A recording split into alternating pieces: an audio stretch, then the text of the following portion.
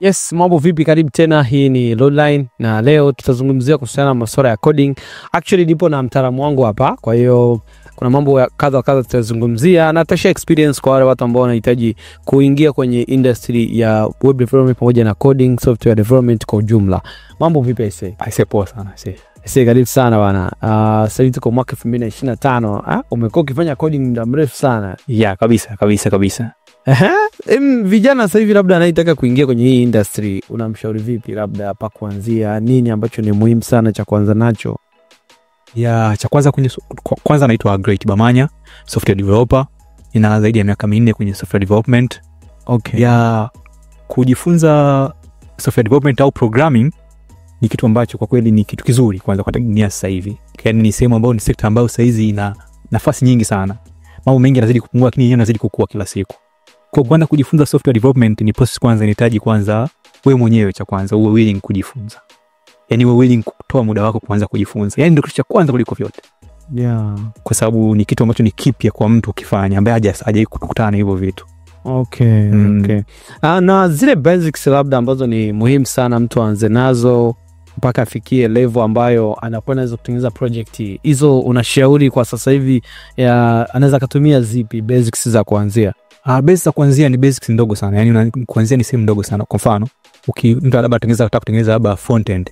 Ukijua HTML, ukijua CSS, ukijua na JavaScript, tayari unaweza kutengeneza project nzima na ikakamilika, ikafanya vizuri kabisa. Ikawa website nzuri kabisa na ikafanya kazi vizuri kabisa. Yeah, sasa ukiingia kwenye YouTube unakutana na creators tofauti ambao ni web developer na vitu kama hivyo. Na kila mtu anakuwa na interview ya muda tofauti. Hasa kwenye utengenezaji wa hizo content. Sasa kwa mfano unaweza ukatoa labda overview kidogo ya muda gani ambao unaweza kumchukua mtu kujifunza labda HTML, CSS, JavaScript, yani total ile time labda kwa mtu akispend huo muda anaweza kawa vizuri yani kwa huo muda. Okay, sawa. Unajua kinategemea na mtu. Kwanza je, kuna watu aina mbili. Je, hii software development is a full time or part time? Ikiwa ni full time inachukua muda mdogo sana kuliko part time. Kuna unafanya kazi nyingine then unachukua kama part time inachukua muda kidogo. Lakini kama ni full time na uko very committed itakachukua hata 1 month, 2 month, inategemea na wewe na uelewa wako. Lakini kama una ile background unajua Kiingereza vizuri, una system ambayo unafanya, una laptop nzuri ambayo ina support development, alafu pia una sehemu nzuri pa kujifunzia. 1 month can take 1 month, 2 month unaweza kutengeneza hii basic website ya kawaida kutengeneza. So okay. Sasa hivi kuna AI bado imetuingilia kati hapa. Yeah. Unaizungumziaje? Kwa sababu nimekutana na developers wengi sasa hivi. Anajua kidogo kwa ile pure, alafu part kubwa anafanya na AI. Wewe unaona kuna changamoto yote hapo inaweza ikaja au ikasababishwa na AI au ikasababisha tusipate developers ambao wako smart kama mwanzo ambao tulikuwa tunakoma from scratch sisi wenyewe? Yeah. Hiyo ina majimbo aina mbili. Kwa wale ambao wanauelewa inarahisisha mambo. Kwa mfano, project inachukua mwezi mmoja kuifanya. Lakini nowadays unataka kuchukua hata 1 week. Okay. Kwa mtu ambaye anajua. Kwa hiyo ni kama kitu kimeturahisishia kwa wale developer wanaojua. Lakini kwa mtu ambaye unajifunza, mimi nashauri usianze kutumia AI kwanza. Anza kujifunza basics kwanza. Ili ikupe uelewa, hata ukienda kutumia AI unakuwa ni mtu rahisi kuelewa vitu. Kwa sababu AI haikupi kila kitu unachohitaji. Kuna sehemu itafikia wewe unabidi uicommand. Yeah. Yaani AI ni kama vile usafiri, ni kama gari. Gari bila wewe kuliendesha liwezi kupeleka popote. Kwa hiyo inabidi ujue jinsi ya kuliendesha, yenyewe itakupeleka. Kwa hiyo ni moja ya kitu muhimu sana. Kwa hiyo uelewa ni kitu muhimu sana. Kwa hiyo kama unatumia AI au unajifunza, jifunze kwanza kuelewa zile code wise, kama ni front end labda CSS, HTML, JavaScript. Ukishazielewa zile, ukija kwenye AI itakuwa rahisi sana kwako. Yeah. Okay. Kwenye utengenezaji wako sasa wewe, project gani ambayo ushikutana nayo ikawa kisema bana hii ngoma mtiti sana hii, lakini uliweza kuifanikisha yani ukatoboa? Okay, kuna project nyingi sana. Lakini project moja inaitwa Point of Sales. Yeah. Ile Point of Sales ilikuwa ni Point of Sales ni kitu gani? Point of Sales ni kama vile ni system ambayo inamsaidia. Kwa mfano mimi labda na maduka 3-4 au na makampuni 3-4, alafu yote natamani yote iwe na manage mimi mwenyewe kama admin. Okay. Kwa hiyo unatengeneza point of sale ambayo wale watu wakiuza au wakifanya transaction yoyote wewe unaweza ukawa unaiona. Kwa hiyo unakuwa ni admin, unakuwa hadi makampuni yako. So for the first time ilikuwa ni system ngumu kwa sababu nilikuwa ni mara ya kwanza napata kitu kama hicho, alafu ni kitu kikubwa. So ilinipa kidogo challenge kwa sababu kipindi hicho afu kulikuwa na AI. Yeah.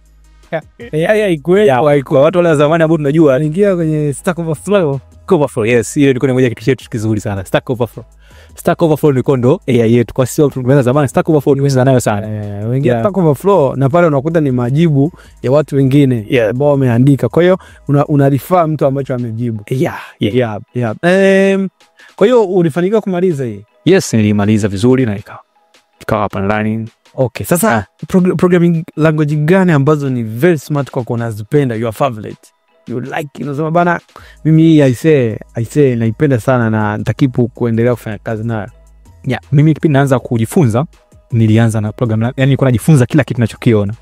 Yani nilianza kujifunza nilikuwa JavaScript nikajifunza, nikaanza kujaribu kujifunza C# nikajaribu kujifunza Java, nikajaribu kujifunza yani kila programming Kotlin nikajaribu kujifunza C++, lakini mwisho wa siku nilagundua kuna program moja language moja very basics na ni very important, JavaScript. For me is the best kwa sababu JavaScript sasa hivi na frameworks nyingi. Yes. Yani ukishajua JavaScript umejua karibia kila kitu kwa sababu you can create a lot of stuff with JavaScript. Okay. Kwa hiyo sasa hivi una deal na JavaScript kwamba ana frameworks zake React ile na TypeScript zote unapitana. Yani those ni part ambayo ninatumia kila siku. TypeScript na kuna Node.js, kuna Net pia. Next.js. Kuna native ya apps. Kwa hiyo it's the best. Okay. Sasa kwa hizi nyingine za kama Python, kuna PHP pale, kuna Laravel zimekuja, hizo nazungumziaje? Kwa Python kwa mtu ambaye anajua JavaScript, Python is almost the same as JavaScript. Sema Python yenyewe ni kitu kimoja. Python imekuwa simplified. Ukiangalia vitu vingi sana Python inafanana na JavaScript. Ukiangalia sema tu tofauti yake ni moja. Huko anatumia bracket, huko anatumia space. Kwa vitu fulani vimefanya simplified kwenye Python. Lakini kama mtu anajua JavaScript inachukua muda mdogo sana kwenye Python.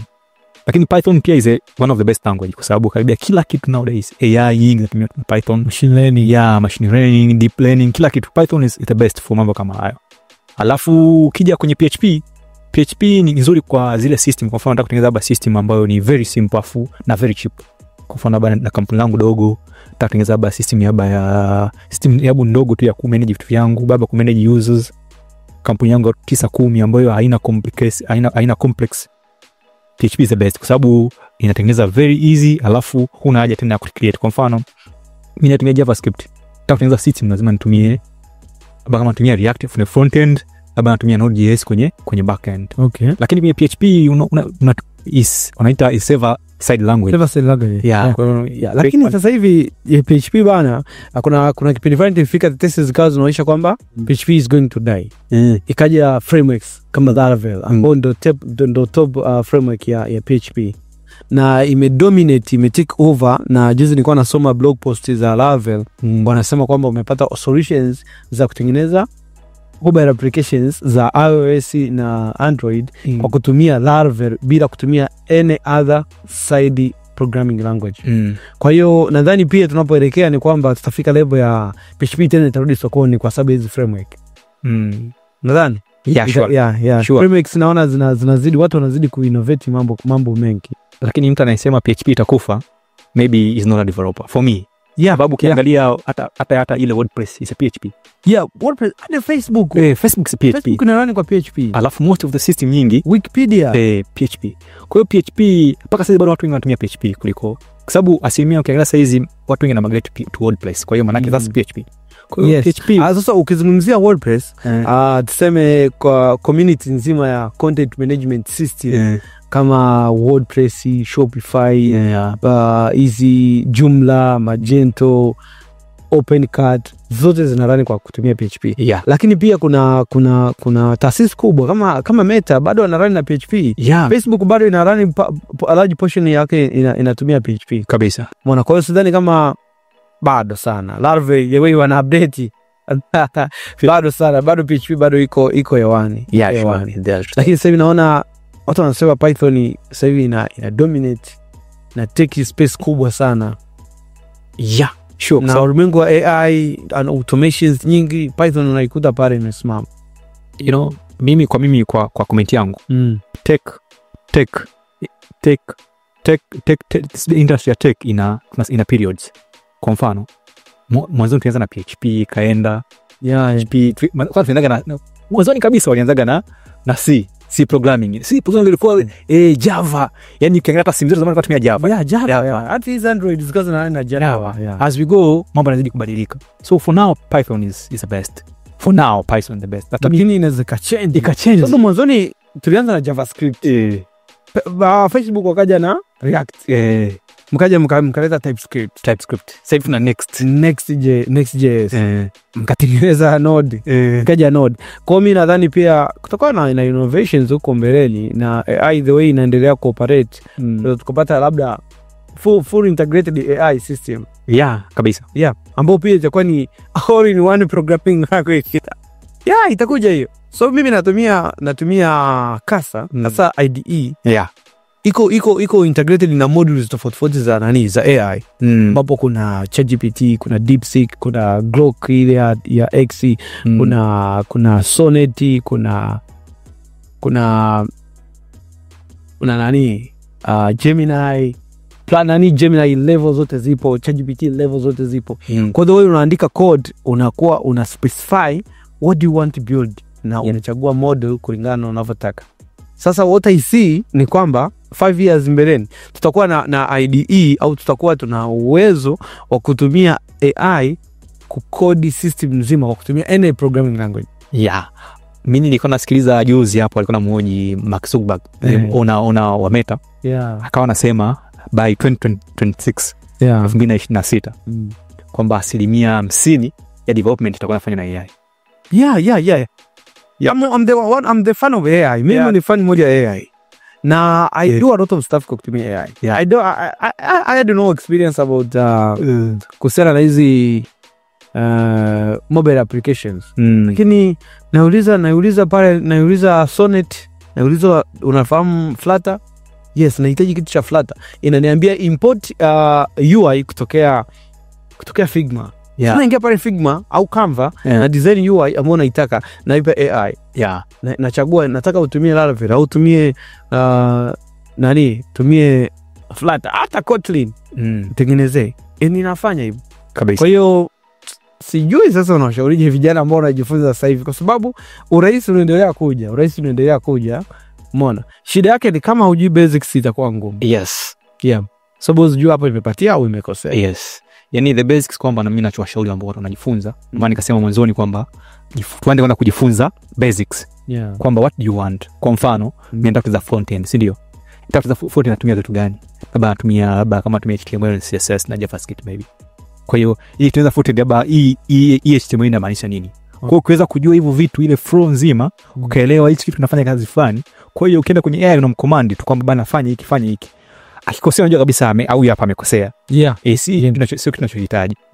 Inakuwa rahisi. Lakini kama mtu hujawahi kufanya, alafu ukachukue AI akufanyie kazi, inakuwa ni ngumu kwa sababu hauwezi kufahamu kwamba imepatia au hujapatia. Lakini pia kuna option ya deployment. Watu wengi wanafanya kila kitu, lakini inabidi ufahamu baada ya kutengeneza project yako yoyote, lazima iingie online. Lazima uyoste online. Watu waweze kuipata. Sasa hiyo inakuja pia unakuta mtu nishakutana na case kama 5 hivi. Mtu ameshatengeneza kila kitu. But he has no idea how to publish it online. Jinsi ya kutumia hosting, kama ni shared VPS. Utaona anakupigia ise mimi nataka kudeploy hii project. I don't know where to get started. Umeona? Kwa hiyo hata kama watu wanajifunza kuhusiana na kutumia AI, lakini pia inabidi watenge time. Sasa hiyo kitu ndio AI inakuchanganya. Kwamba mimi utafute mtaalamu, tabidi utafute mtaalamu kwa sababu AI haiwezi automatically deploy kwenye panel yako Laravel project. Instead itakupa steps. So kama hujai kupitia hizo steps in a real life, itakuwa ni ngumu kuziprocess. Itakuwa ni ngumu kuziprocess kabisa. Ndio hivyo. Mimi nashukuru sana bana, it has been a good conversation. So kabisa. Kwa wale ambao wanahitaji kujifunza, I hope unaweza kuambia chochote kama unatoa paid courses au consultations. Yeah, kwa mimi vyote nafanya na natoa paid courses, natoa consultation kama unataka classes mwenyewe labda personalize labda nataka nikufundishe. Yeah, pia kama una shida about help, unataka msaada, unataka kuuliza kitu chochote kuhusu masuala ya React JS, everything about JavaScript. Yeah, kutengeneza systems. Kitu unataka kuuliza jinsi ya kujifunza steps au unataka kutaka guidance. Unajua kuna watu wengine wanaweza kujifunza, anaweza kujifunza mwenyewe lakini ana guidance. Kwa hiyo kama unataka guidance, yeah, I'm available. Kwa hiyo hivyo. Lakini tumii kweli kujifunza teknolojia, masuala ya development ni kitu muhimu sana. Yeah, it's very important. Very important. So nadhani link zako za social media nazipini hapa in the comment section below. Kama kuna mtu atahitaji kuidirect interact, utacheki LinkedIn profile yake, lakini pia profile yake itakuwepo kwenye link, unaweza kuvisit then ukaona ukawasiliana naye Mr. Gray. Lakini pia unaweza kuacha comment kwa sababu I think utakuwa unasoma comments. Yeah, sure. Acha comment pale. Yeah. So tag channel yako ili uweze kuona una track events za hii video. Yeah, lakini kwenye channel yangu nimepost kama video kama 2-3, lakini nadhani recently nitaanza kupost video za programming kabisa, yani full videos. Yeah, nazitengeneza vizuri, najaribu kuziedit zikae vizuri, lakini recently nitaanza upload. Yeah. Kwa hiyo so thank you very much bana, imekuwa fresh sana, nashukuru sana. Let's meet into another video. Yeah, sure. Mimi imekuwa amazing sana kwa kweli. Yeah.